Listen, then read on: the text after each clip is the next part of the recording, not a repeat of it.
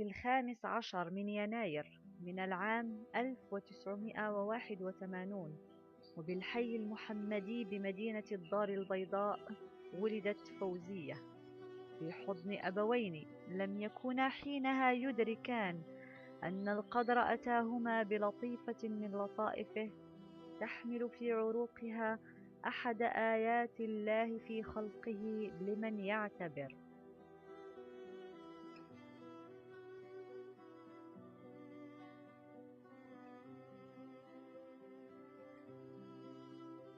يسميه البعض مرضا والآخر تشوها جينيا، لكن فوزية أبت إلا أن تصنع منه إكسيرا لترفع تحدي التميز رغم كل الإكراهات.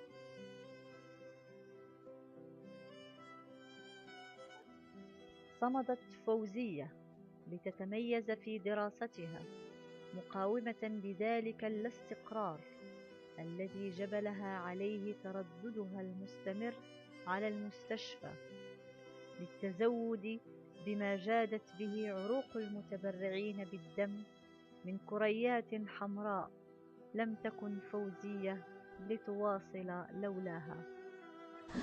راه كاينين مرضى وقف على داك الكيس تاع الدم. انا كمثال من هاد الامثله، مرض فقر الدم المنجلي راه حياته متوقفه على الدم.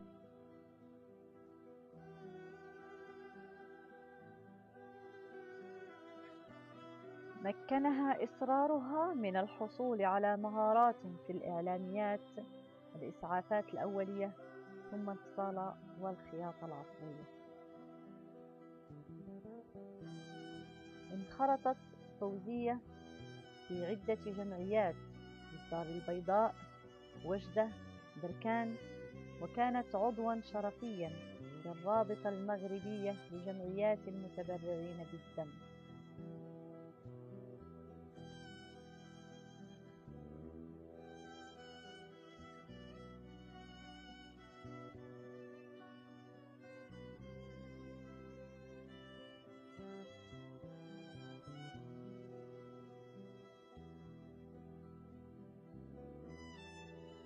كانت تتمتع بملكة روائية إبداعية عكست لديها إحساسا مرهفا وراقيا ترجمته كتاباتها القصصية وخواطرها.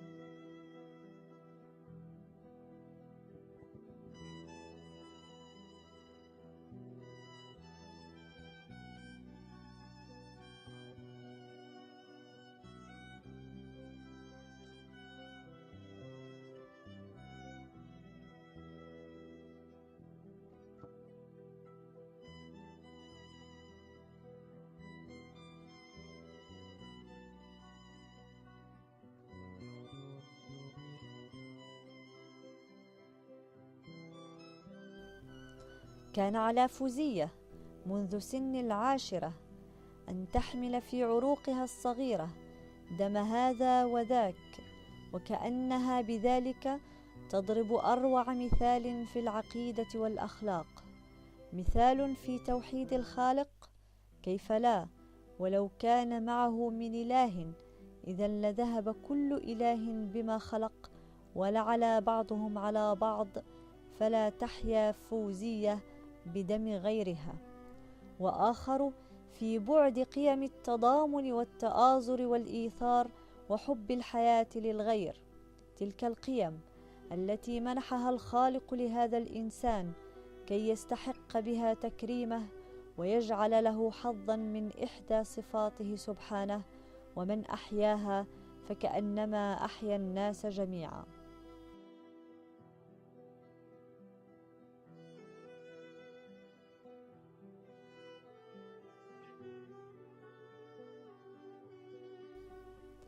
تلك الابتسامة المشرقة التي لم تكن تفارق محياها كانت تعكس لدى فوزية تلك القدرة الجبارة على التواصل مع الآخرين بشكل سلس ورائع، يجعل من حولها ينسون أحيانا ما وراء تلك البسمة من ألم.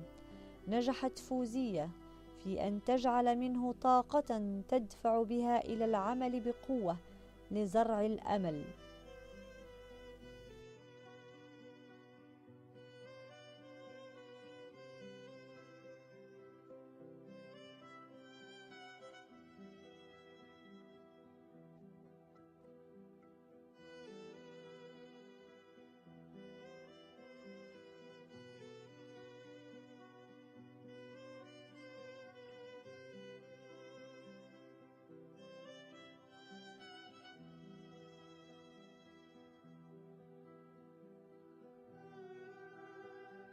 هذا اللقاء الحميمي والتواصلي كنبغي نشكر كل من ساهم في هذه التظاهرة من قريب أو من بعيد، من أجل الغرض الإنساني الوحيد اللي هو إرجاع البسمة للمريض ووصلوا بكيس تاع الدم لإنقاذ الحياة ديالو.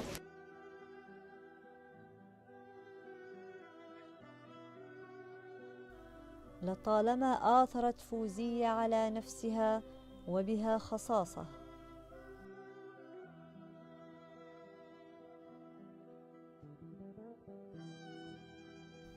أنفقت مما لا تملك منه إلا القليل، الصحة التي يمسكها الكثيرون في شح غريب ذميم دون أن يبالون.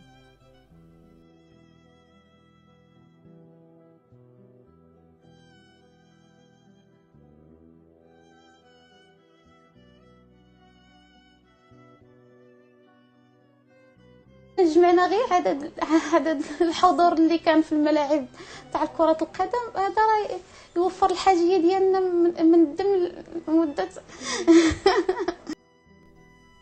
عن جدارة واستحقاق إذن استطاعت فوزية فضيلي الفوز بقلوب من حولها برقة الإحساس وفاضل الأخلاق، محققة ذلك التناغم العجيب للاسم مع المسمى.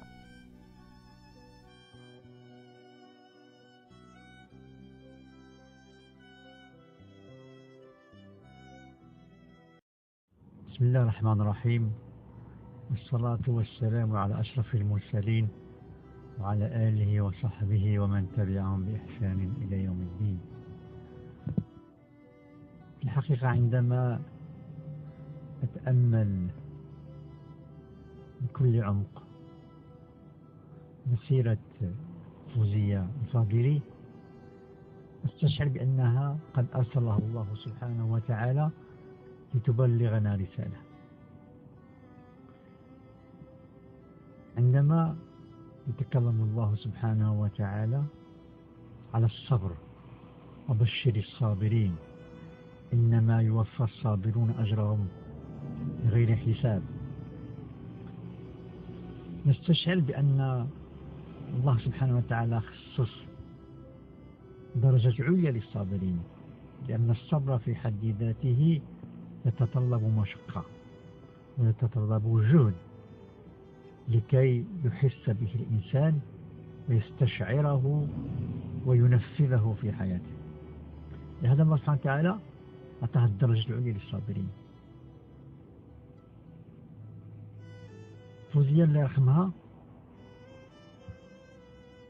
كنا نحس بأن الصبر عندها فطرة، ولا تعطي أي جهد ولا تمنح أي جهد، ولا تحس بها أنها كتعطي واحد الجهد معين لكي تصبر على مآسيها الكثيرة. الرسالة اللي جت فوزية بلغها لنا خلال مسيرتها في الدنيا هي رسالة الصبر، أعطتنا درس عملي على قيمة الصبر، على قيمة الصبر.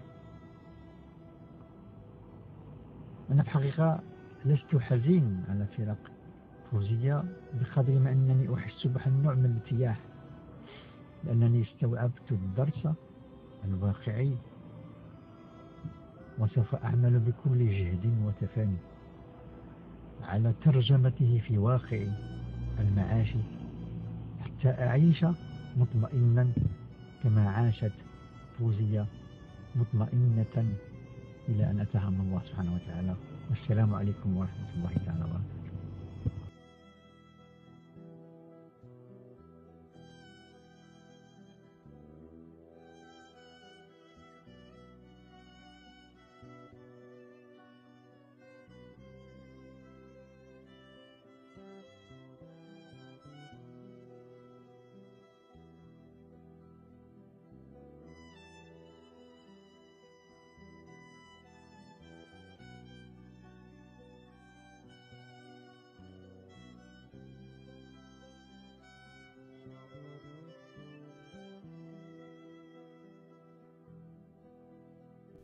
حق لك فوزية أن تنامي قريرة العين، وقد اختارك رب السماء بجواره بعد عمر قصير، وكأنه يقول لك: كفاك ألما، لقد أديت ووفيت، بل لعلك فزت بما خسره الكثيرون، فلتتركي ما بقي لمن وراءك، عسى منهم من يفوز.